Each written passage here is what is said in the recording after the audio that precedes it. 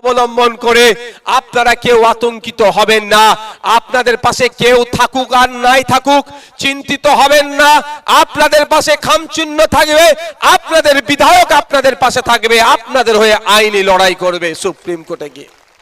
ভয় পাওয়ার কোনো দরকার নাই। নাম আসেনি তো কি হয়েছে?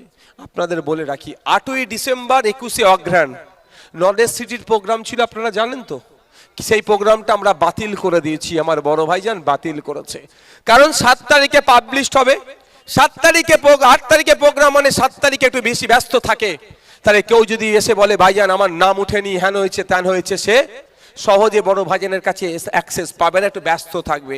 আর 8 তারিখে যদি প্রোগ্রাম করতো, প্রচুর লোকের সমাগম, তাহলে সঠিকভাবে তা এসে পৌঁছাতো না। সেই জন্য বড় ভাইজান আপনাদের কথা মাথায় রেখে, আপনারা না চিন্তায় থাকেন, আপনাদের কথা মাথায় রেখে তিনি 8 তারিখে তার ভালোবাসার প্রতিষ্ঠানের প্রোগ্রামকে পোস্টপোন করেছে, স্থগিত করেছে।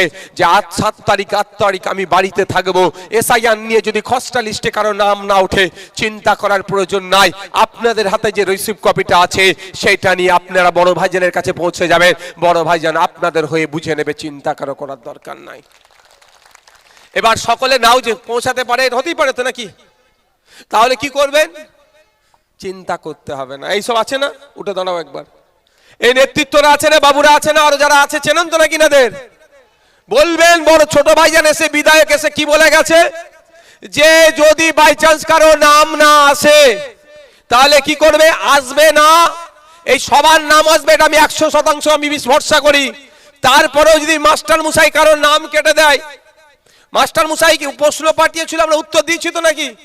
উত্তর দিয়ে একটা উত্তরপত্র মাস্টার মশাই নিয়ে চলে গেছে, আর একটা আমাদের কাছে রিসিভ কপি আছে। আমি উত্তর সঠিক দিয়েছি, মাস্টার মশাই যদি আমার উত্তরটাকে কেটে দিয়ে আমাকে শূন্য দেয়, আমার কাছে তো একটা উত্তরপত্র আছে ভাই, তাহলে মাস্টার মশাইকে চ্যালেঞ্জ করতে হবে কি হবে না? মাস্টার মশাইকে চ্যালেঞ্জ করব যে আপনাদের উত্তরপত্রের একটা কপি, অর্থাৎ রিসিভ কপিটা ইনাদের হাতে একটা জেরক্স দিয়ে দেবেন, এনাও ছোট ভাইজানের কাছে পৌঁছে দাও। 8 তারিখ ভাইজান ঘরে থাকবে, আমার অমুকের নাম কাটা গেছে। আপনাদের বলছি চিন্তা করতে হবে না, কিভাবে আপনাদের নাম তুলতে হবে আপনাদের ভাবতে হবে না। আপনাদের বিধায়ক আপনাদের জন্য লড়ে নেবে, আপনাদের বড় ভাইজান আপনাদের জন্য লড়ে নেবে।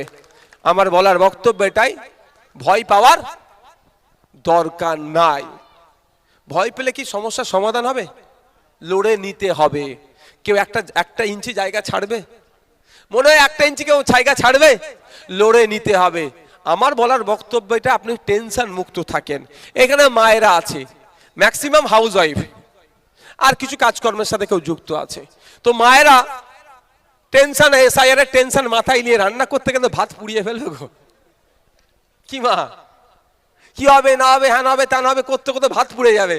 আর বাপ এখন মাঠে গেছে, সে দুপুরবেলা মাঠ থেকে ফিরে এসে যদি পোড়া ভাত পাই, হ্যাঁ? তাই মা আমার টেনশন নেবেন না। সন্ধ্যাবেলা ছেলেটিকে নিয়ে পড়তে বসাবেন, অঙ্ক করবেন, মাথায় যদি টেনশন থাকে, ঠিকঠাক অঙ্ক ছেলেটিকে হবে তো? ভুল হয়ে যাবে। তো আমি বলবো টেনশন নেওয়ার দরকার নাই। বাপেরা মাঠে গিয়েছে, ধান কাটছে, কেস্তেতে ধান কাটছে, আর ওই এসআইআর মাথা যদি থাকে, ধানের গোড়া কাটতে থেকে আঙুল কেটে ফেলবে, বিপদ হয়ে যাবে। যে দর্জির কাজ করে, সেলাই করতে গিয়ে হাতে তো সুই ফুটে যাবে রে ভাই। কে গাড়ি চালায়, এসআইআর মাথায় করতে করতে গাড়ি চালাতে অ্যাক্সিডেন্ট হয়ে যাবে। তাই আমি সেই জন্য কি বলছি, টেনশন নিলে কি আপনার এসআইআর পার হয়ে যাবেন? বসুন। আপনি যদি টেনশন মাথায় নিয়ে চলেন, এসআইআর আপনার নাম থেকে যাবে বা কেটে যাবে। তাহলে টেনশন নেওয়ার প্রয়োজন নাই। টেনশন আপনারা নিয়েছিলেন, দায়িত্ব নিয়েছিলেন কবে? 2021 সালে, যখন স্রোতের বিপক্ষে গিয়ে আপনাদের ভুল বুঝার চেষ্টা হয়েছিল, আপনারা ভুল বোঝেননি। আপনারা তো অনেকটাই স্ট্রং ভাই। আপনাদেরকে বলেছিল বিজেপি চলে আসবে, হ্যাঁ না হবে তা না হবে, আমাকে আটকাও, এমন করো তান করো, অনেক গল্প শুনিয়েছিল। তখন আপনি স্রোতের বিপক্ষে গিয়ে আপনি এস্টাবলিশ করেছিলেন, বড় ভাইজানের কথাকে আপনারা মান্যতা দিয়েছিলেন। বড় ভাইজান কি বলেছিল? আমার ছোট ভাইকে জিতাও, আপনাদের বিপদে আপদে আমার ছোট ভাই আপনাদের পাশে থাকবে। তাই আজকে আপনারা এই আতঙ্কের সম্মুখীন, ওনা আব্বাস ভাইয়ের ছোট ভাইয়ের দায়িত্ব হচ্ছে আপনাকে আতঙ্ক মুক্ত করার। আর করেছি কি করিনি? ভাঙড়ের মানুষকে, শুধু ভাঙড়ের মানুষ আর রাজ্যের মানুষকে আতঙ্ক মুক্ত করে দিয়েছে। আর আগামী দিনেও যদি রাজ্যের কোনো একটা বৈধ ভোটারের নাম কাটা যায়, কি হবে? তার পাশে কেউ থাকুক আর নাই থাকুক, আব্বাস সিদ্দিকীর ছোট ভাই তার পাশে থাকবে। এখানে এসে বলে যাচ্ছি, আপনাদের বলে যাই, ঘটনা চক্রে যদি তৃণমূলে সে হার্ডকোর সমর্থক হতে পারে, তারও যদি নাম কেটে যায়, সেই তৃণমূলের লোকটি যদি বিধায়কের সাহায্য নিতে চায়, নির্দ্বিধায় ওই তৃণমূলের লোকটাকেও আমি সাহায্য করব, প্রয়োজনে আইনি পরিষেবা দেব, তার জন্য প্রয়োজনে সুপ্রিম কোর্টে গিয়ে মামলা করব। আমরা এই নীতি নিয়ে রাজনীতি করি, অন্যদের মতো নোংরা রাজনীতি আমরা করি না। মানুষ বিপদে আছে, তাকে বিপদ থেকে উদ্ধার করতে হবে। মানুষ আতঙ্কে আছে, আতঙ্ক মুক্ত করতে হবে। ভালো লাগলে ভোট দেবে, না হলে দেবে না। ও নিয়ে আমি জোর জবরদস্তি করব না।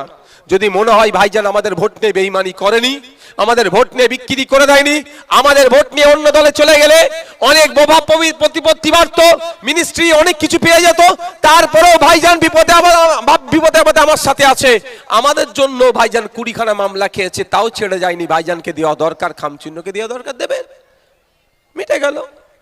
আর যদি মনে হয় না দেওয়া দরকার নেই, দেবেন না, আমি জোর করবো না। মানে কি হাত ধরে এই করো, বুথ দখল করো, ও আমার দ্বারাই হবে না ভাই। আমি শুধু রাজনীতি ভোটের জন্য আসিনি, সমাজ ব্যবস্থা পরিবর্তন করতে এসেছে। আর সমাজ ব্যবস্থা পরিবর্তন করতে গেলে ভাই একদিনে হয় না, আমিও জানি ভালো করে, টাইম লাগে। তবে আপনাদের যদি আমরা সাথ পাই, কথা দিচ্ছি এই গতানুগতিক সমাজ ব্যবস্থা পরিবর্তন করে আমরা ছাড়বো। কারণ একটা আপনাদের বলে দিই, আজকে আপনাদের এক ঠেলাতে কি হয়েছে, দুয়ারে সরকার থেকে এখন 3 মাথার মোড়ে সরকার চলে আসছে, তাই না? হ্যাঁ, বিডিও অফিস এখন কোথায়? 3 মাথার মোড়ে।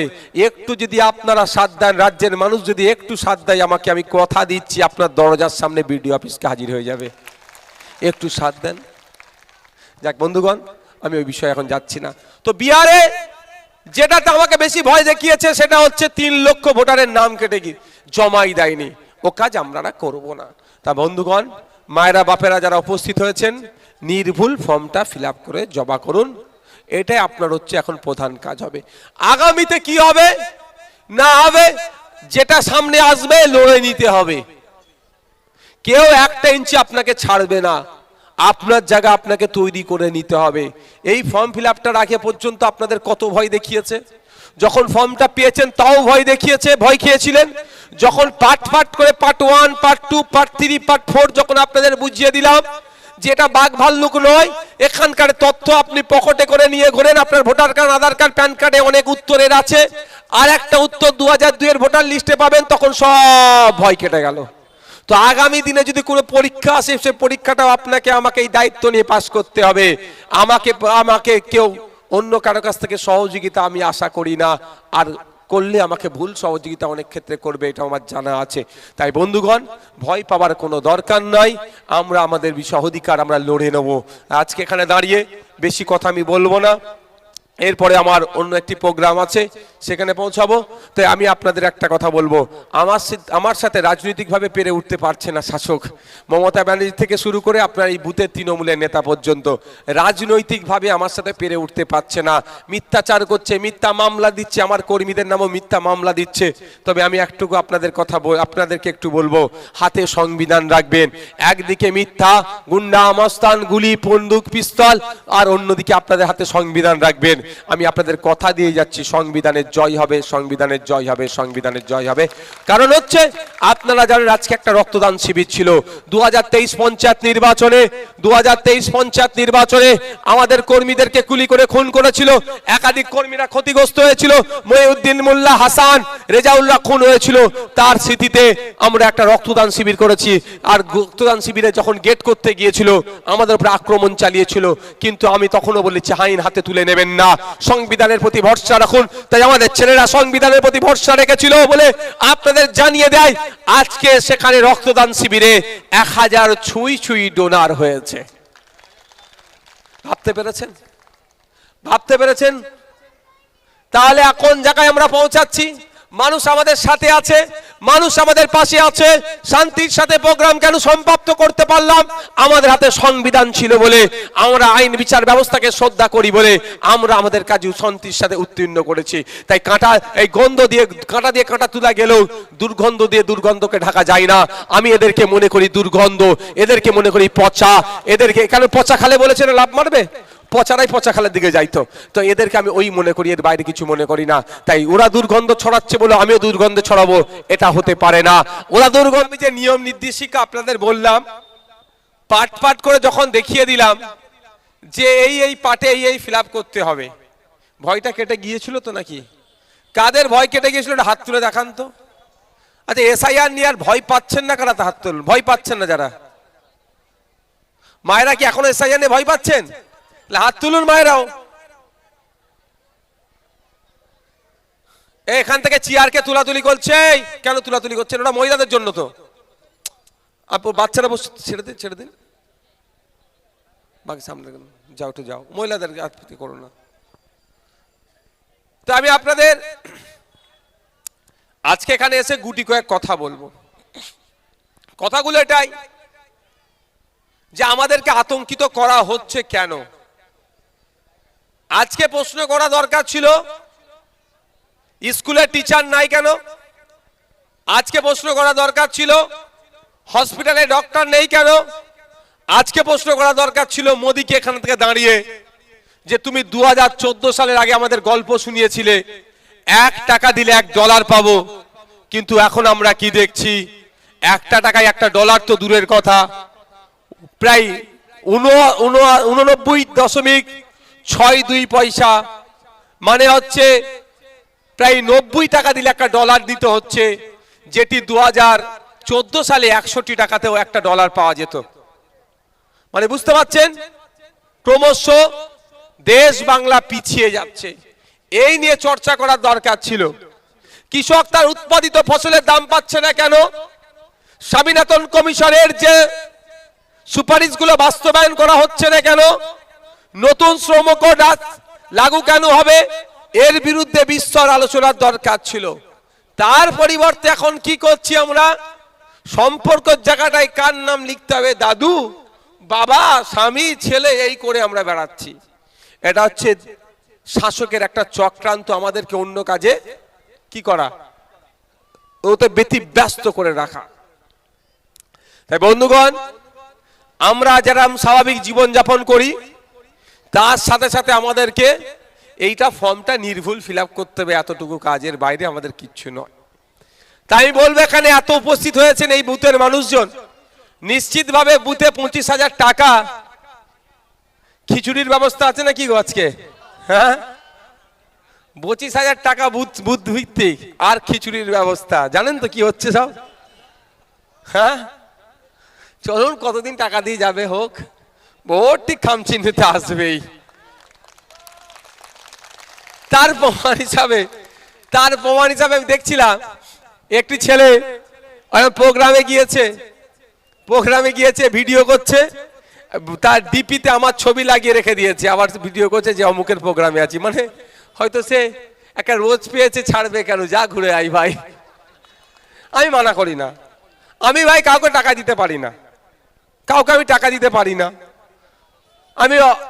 আমি কেন তাকে আটকাবো? সে যদি একটা 300 টাকা পাই রোজে, 500 টাকা পাই, অসুবিধা কোথায়? ভোট তো আইএসএফেতেই আসবে, আমি আটকাই না ভাই কাউকে। যাক, আমি এখন এসআইআর নিয়ে আপনাদের বলবো।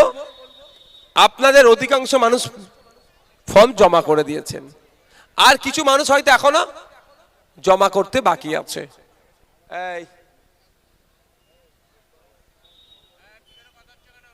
হ্যাঁ, সামনের দিকে চলে আসো না। আর গুটি কয়েক মানুষ হয়তো ফর্ম জমা করতে বাকি আছে। তবে আমি অনুরোধ করব দ্রুততার সাথে ফর্মগুলো আজ বা কালকের মধ্যে আপনারা জমা করে দিন। এবার আসা যাক, বিহারে আমি ফোন করেছিলাম, বিহারের কিছু রাজনৈতিক নেতাদেরকে আমি ফোন করেছিলাম গত কয়েকদিন আগে। তাদেরকে ফোন করে অনেক ভালো খারাপ অভিজ্ঞতা হলো আমার।